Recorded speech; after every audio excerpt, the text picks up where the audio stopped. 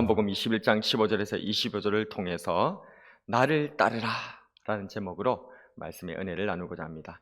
드디어 요한복음의 여정이 오늘로서 마치게 됩니다.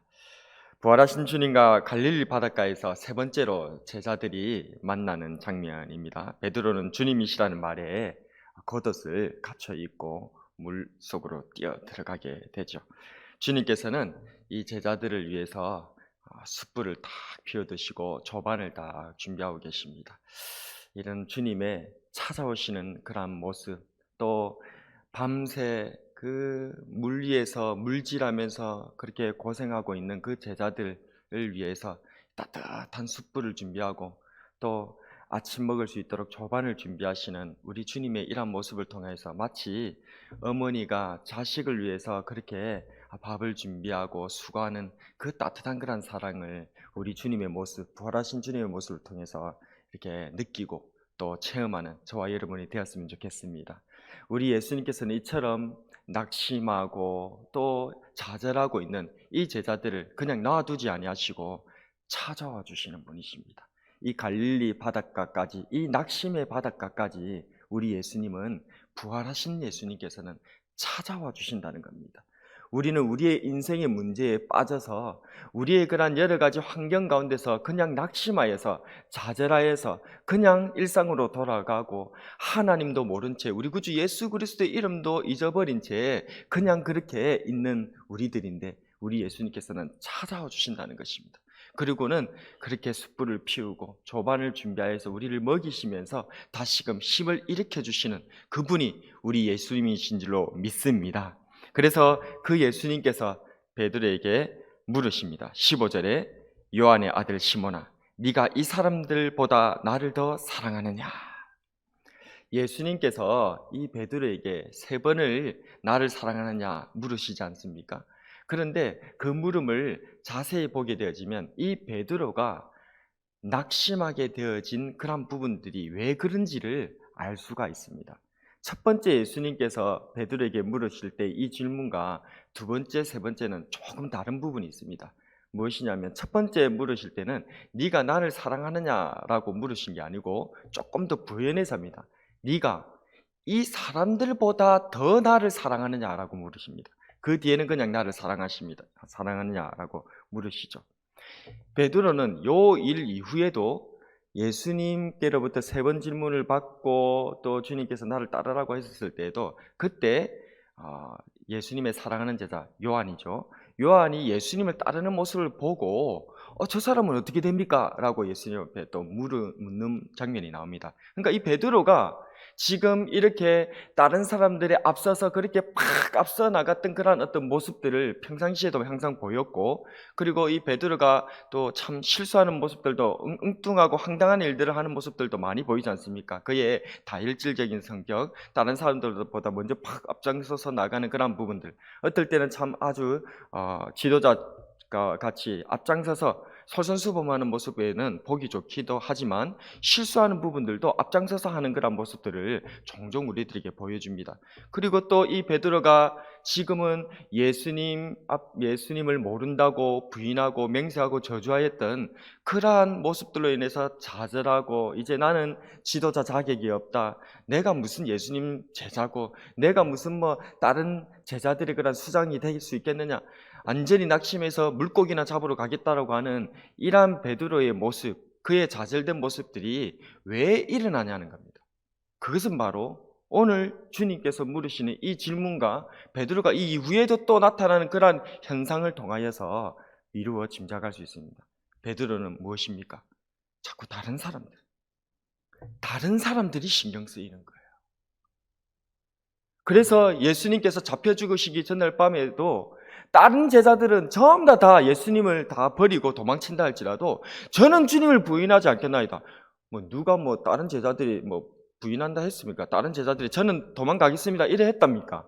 근데 그냥 자기만 열심히 하겠다 하면 될 낀데 굳이 다른 제자들 다 버리고 도망간다 할지라도 저는 주님을 따르겠습니다라고 그렇게 외쳤던 베드로, 또 그 어린 여종 앞에서도 그 여종의 그런 말 한마디, 그것들이 너무 신경 쓰여서 그렇게 부인하고 저주하고 맹세하였던 그런 이 베드로, 사람들의 눈이 자꾸 의식되고 사람들의 눈이 자꾸만 신경 쓰였던 이 베드로, 그러니까 어떨 때는 그 눈에 의하여서 동기부여를 받아갖고 더 잘하기도 하였지만은, 또 어떨 때는 너무 깊은 좌절과 낙심 가운데 빠졌던 이 기복이 심했던 이 베드로, 그 이유는 뭐였다고요? 자꾸 다른 사람들과 비교하는, 하나님과 나와의 관계, 우리 구주 예수 그리스도와 나와의 관계, 1대1로 주님을 만나 뵙지 못하고 다른 사람들 사이에서 자꾸만 비교하고 자꾸만 생각하고 다른 사람 눈을 의식하였던 그러한 이 베드로의 모습을 보게 됩니다. 그런데 우리라고 뭐 별 수 있겠습니까? 우리나라 사람들이 특별히 좀 사람들 눈치를 좀 많이 살피는 것 같아요. 저도 마찬가지죠. 5월달이나 6월달에도 감기 걸릴 수도 있잖아요. 그럼 춥잖아요. 그러면 옷을 더 입어야 된답니까? 예, 암만 5, 6월이라 하더라도. 그런데 두꺼운 옷 입어지답니까? 내가 지금 추워서 죽을 판인데, 내가 지금 감기가 걸려서 오한이 지금 오고 있는데도 불구하고 내 옷 하나 내가 못 입더라는 거예요. 나는 지금 추워서 옷을 더 입어야 되는데도. 왜요? 눈치가 보이니까. 다른 사람들이 나를 어떻게 볼까? 그게 자꾸 신경이 쓰여서 옷 하나 제대로 못 입는 우리들의 모습. 베드로가 그랬다는 거예요. 이 베드로는 자꾸 다른 사람들이 자꾸 신경이 쓰여서 다른 사람들 그렇게 눈들을 본다고 우리 주님을 바로 보지 못하는 것입니다. 15절에 주님께서 이 시몬에게 물으십니다. 요한의 아들 시몬아, 네가 이 사람들보다 나를 더 사랑하느냐? 전에는 자신 있게 모든 제자들보다 자신이 더욱 주님을 사랑한다고 장담했던 베드로였지만, 이제는 정말 자신이 주님을 사랑하는지, 아니 더 나아가서는 다른 사람보다 내가 더 주님을 사랑하는지, 그렇게 혼란스럽기만 한 자신이 없는 베드로였습니다. 그럼에도 불구하고 베드로는 그래도 여전히 내가 주님을 사랑하고 있다는 것을 깨달았습니다. 그러면서 주님께 부끄럽지만 용기를 내어서 대답하죠. 주님, 그러하나이다. 내가 주를 사랑하는 줄 주님께서 아시나이다. 이제 나도 모르겠습니다. 저도 주님을 사랑하는지 잘 모르겠지만 제가 주님을 사랑하는지 주님께서 아십니다. 그러자 주님께서는 내 어린 양을 먹이라, 내 양을 치라, 내 양을 먹이라, 이렇게 이 베드로에게 다시금 사랑으로 그 마음에 불을 지펴주시고, 주님의 이 따뜻한 마음으로 이 베드로에게 다시 사명의 불을 지펴주셨던 것입니다. 우리도 혹시 사명의 불이, 주님의 사랑의 불이 좀 식어지고 꺼졌다면 주님께서 다시 일으켜주시는 주님의 이 사랑의 불로 사명의 불을 일으키는 저와 여러분 되시기를 축복합니다. 그래서 주님께서 3번 연이어서 베드로에게 말씀하신 후에 이 사명의 길은 내 뜻대로 가는 길이 아니라 이 사명의 길은 사명이 내 삶을 이끄는 것이다 라고 18절에서 말씀해 주십니다. 내가 진실로 너에게 이르노니 네가 젊어서는 스스로 띠띠고 원하는 곳으로 다녔거니와 늙어서는 너희 팔을 벌리니 남이 너에게 띠띠우고 원하지 아니하는 곳으로 데려가리라. 그러고서는 베드로에게 말씀하십니다. 너는 나를 따르라. 주님을 따르는 저와 여러분 되시기를 축복합니다. 주님을 따라가야 됩니다. 이 말씀에 나를 따르라 하시는 이 말씀 베드로에게 했는데, 그런데 이 베드로에게 하신 나를 따르라 하는 이 말씀을 누가 딱 받냐면 바로 그 사랑하시는 제자 요한이 그 말씀을 딱 자기 말씀으로 받아버리는 거예요. 그러고는 예수님을 따라서 벌떡 일어나서 따라가는 거예요. 근데 이 베드로가 아까도 얘기했지만 그 모습을 본 겁니다. 그걸 보면서 갑자기 또 생각이 탁 드는 거예요. 지금까지 또 어떻게 했습니까? 베드로와 예수님 1대1로 지금 딱 만났잖아요. 주님만 바라보고 있었던 이 베드로가 또다시 옆에 자기보다 예수님을 더 잘 사랑하고 더 잘 믿는 그런 모습을 보이는 이 요한 제자가 그렇게 예수님을 탁 따라서 일어나니까 또 그게 또 신경이 쓰이는 겁니다. 또 그러면서 예수님 앞에 묻습니다. 저 제자는 어떻게 됩니까? 라고 21절에 그렇게 이 베드로가 묻지요. 그러니까 예수님께서 다시 말씀하십니다. 22절에 예수께서 이르시되 내가 올 때까지 그를 머물게 하고자 할지라도 너에게 무슨 상관이냐? 너는 나를 따르라 하시더라 아멘. 다른 사람 어찌 되든지, 다른 사람이 뭘 어떻게 하든지 자꾸 그거 신경 쓰지 말고 너는 나를 따르라. 주님께서 하시는 음성을 들으시기를 바랍니다. 실존주의 철학자이며 목사인 케르케고르가 이렇게 말했습니다. 기독교는 개인이고 여기에 있는 단독자이다. 다른 실존주의 철학자들은 무신론자들입니다. 하나님을 없다, 하나님 믿지 않는 그러한 사람으로서 우리는 그냥 이 세계에 던져진 존재이니까 거기서 의미를 찾고 살아가야 된다. 그것이 실존주의 철학입니다. 그런데 이 키에르케고르라고 하는 이분은 목사님이세요. 그러니까 하나님을 잘 믿죠.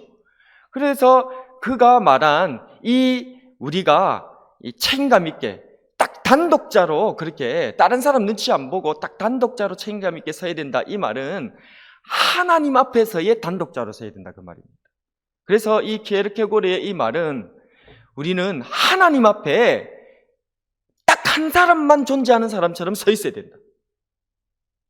이 말은 무슨 말인가? 책임감 있게 살아야 된다. 그 말입니다. 우리가 여러 사람이라고 하면 책임감이 분산되잖아요. 책임감 분산이라고 하는 심리학 용어가 있습니다. 그것은 어떤 일들에 대해서 우리가 책임을 느껴야 될 어떠한 중대한 일들, 문제를 만났을 때 그 문제를 경험하고 그 문제를 본 사람이 수가 많으면 많을수록 그 한 사람이 느끼는 책임감의 양은 줄어든다라고 하는 것이 책임감 분산이라는 얘기입니다. 하나님 앞에 단독자로 다른 사람 다 없고 나 혼자 하나님 앞에 홀로 서 있는 그런 존재로서 서 있는 그런 존재로 살아가야 된다는 겁니다. 그게 바로 우리 주님께서 우리를 부르시는 방법입니다.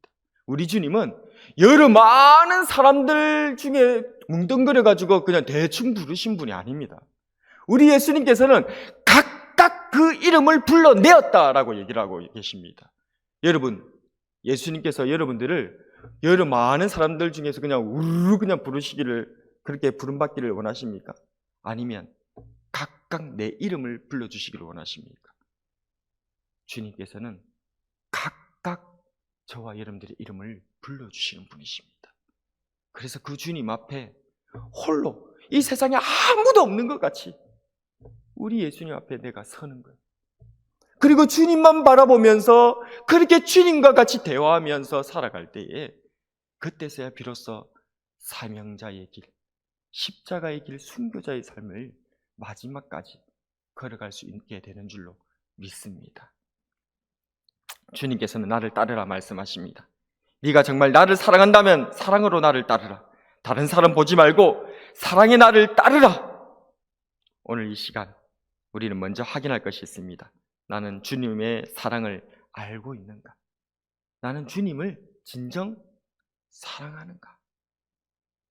그런 후에 진정 주님을 사랑한다면 다른 사람 보지 말고 오직 나를 사랑하고 주님만 바라봐라 하시는 그 주님을 정말 바라보고 있는가?